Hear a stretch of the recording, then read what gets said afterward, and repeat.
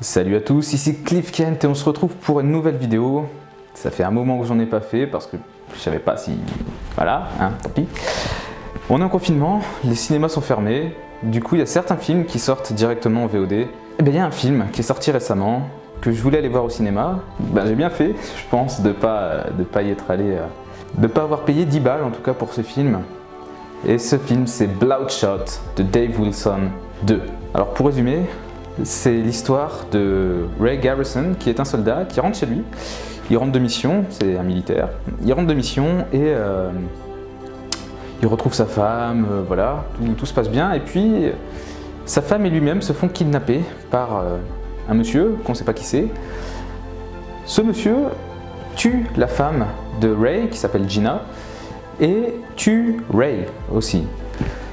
Mais Ray se réveille dans un laboratoire où il apprend qu'en réalité son sang a été modifié, en tout cas il n'a plus de sang, c'est composé de nanites, des petits robots voilà, qui lui permettent donc en gros de devenir un super soldat, une sorte d'auto-guérison, en gros il est increvable quoi. Voilà, ça c'est le pitch global du film. Réellement, je sais pas comment qualifier ce film. Il est inattendu. Alors à la base, c'est tiré d'un comics, j'en savais rien. Je vais pas aller plus loin dans la description parce que réellement, plus on avance dans le film, et plus ça part en fait dans tous les sens. Entre le super-héros, la technologie, la science-fiction, les théories du complot, enfin bref, tout. Vous pensez à n'importe quoi, et n'importe quoi peut potentiellement être dans ce film. Pas au point d'avoir un lama qui fait du skateboard en jouant du ukulélé, mais vous pensez à un truc dans l'univers de ce film, il est fort probable que ça arrive. Et je tiens pas du tout compte du comics, je sais pas du tout ce qu'il y a dans le comics. N'importe quoi, ça peut, il se passe tellement, c'est tellement inattendu, chaque scène est inattendue que... Pourquoi pas? Ok, j'accepte, balance-moi tout à la tronche. C'est tellement inattendu, chaque scène est tellement inattendue, c'est ultra décomplexé. C'est à l'image de la filmographie de Vin Diesel sur ces 10 dernières années, majoritairement sur la saga Fast and Furious. C'est toujours plus, sans savoir pourquoi. Bon là on n'est pas sur du vroom vroom voiture, mais plus sur du pampan humain, mais c'est exactement le même délire. C'est-à-dire que s'il y a un truc, faire sauter, par exemple, je dis si dans Fast and Furious ils font sauter des voitures d'un avion, ce qui est le cas, déjà, on peut le comparer, là c'est un être humain qui a été modifié, qui à la base est aveugle et qui est modifié, et qui peut voir avec des caméras qui sont connectées directement à ses nerfs optiques. On est vraiment dans le même délire où ça part beaucoup trop loin, et ça part tellement loin que des fois je me dis mais putain, pourquoi ça n'existe pas en fait? Chaque scène est improbable, j'ai presque envie de dire ça. Et là encore je parle juste de l'aspect, c'est pas encore du fond quoi, on est vraiment sur je frotte la peau du scénario pour l'instant, parce que le scénario en lui-même, il y a rien. Voilà, il y a rien. C'est un mec, il meurt, il se réveille dans un laboratoire, on lui apprend qu'il est entre guillemets modifié, surhumain, et ben il va essayer de trouver l'assassin de sa femme. Voilà, il faut attendre à peu près 1 heure pour que Ray se dise tiens, j'ai trouvé l'assassin de ma femme, mais pourquoi je cherche pas ma femme?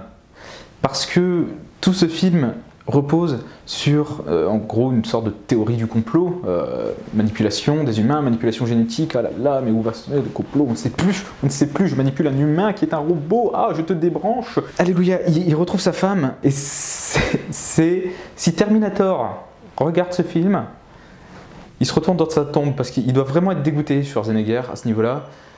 C'est la recherche la plus rapide au monde. Elle fait un plan. Le truc le plus improbable, quand je dis que ce film est improbable, c'est vraiment qu'il est improbable. Il tue une personne, ok, il va en tuer une deuxième qui est à l'autre bout du monde, et gloire à Dieu, sa femme est à l'autre bout du monde. Non, pourquoi? Oui, non, je ne sais pas. C'est vraiment, vraiment le seul aspect cool, c'est l'aspect pour moi technologique, tout ce qui se passe entre la dame, là, je ne sais même plus son nom, la fille, la random bonasse girl des films de Vin Diesel qui a un respirateur artificiel là sur son thorax. L'autre qui peut voir avec des caméras, c'est complètement con, on est d'accord de voir avec des caméras, elles sont ultra connectées, ils voient partout, je trouve ça con, mais en même temps j'aime bien, l'idée me plaît. C'est juste 2-3 aspects voilà, qu'il me faut kiffer dans ce film, l'aspect technologique, ah oui, et puis pareil évidemment, je ne sais plus comment s'appelle, président, enfin directeur du labo RST, qui lui a une main bionique, on va dire, connectée, il peut manipuler à peu près tout ce qu'il veut. Pas grand chose à dire, il est vraiment, ce film est fou, je ne savais pas à quoi m'attendre. Et ce que je me suis pris dans la gueule, je m'y attendais pas non plus. Et voilà. Est-ce que je vous le conseille? Si vous savez vraiment pas quoi faire, il y a des films qui sont beaucoup plus intéressants, qui ont plus de fond, parce que là c'est un film qui a zéro fond, hein, c'est je te balance pan à la gueule, sans rien d'autre. Il y a vraiment zéro fond, j'y donne pas à réfléchir. Après, c'est aussi c'est du divertissement pur, hein, c'est le but aussi du cinéma.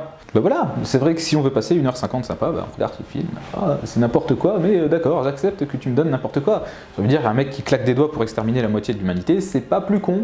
Pour moi, ce film, c'est pas un nanar, dans le sens nanar où je rigole du film parce que il y a des moments c'est tellement con, c'est pas non plus un navet, mais c'est pas un navet parce que il a quand même des trucs, il est cohérent dans sa connerie. Il fait des trucs complètement cons, mais ça va. Ok, dans son histoire, ça peut passer. Peut-être que dans le comics, c'est beaucoup mieux traité. En tout cas, là, le retraitement, s'il y en a forcément un, est vraiment bâclé. Par contre, ça m'a donné réellement envie de lire le comics. Alors, s'il y a une suite, j'ai peur. Et le pire, c'est que je pense que je la regarderai. Parce que je trouve ça tellement con. C'est un peu comme Fast and Furious. C'est con, c'est de plus en plus con au fur et à mesure des épisodes. Mais j'y vais quand même parce que j'adore. Donc, est-ce que je conseille ce film ?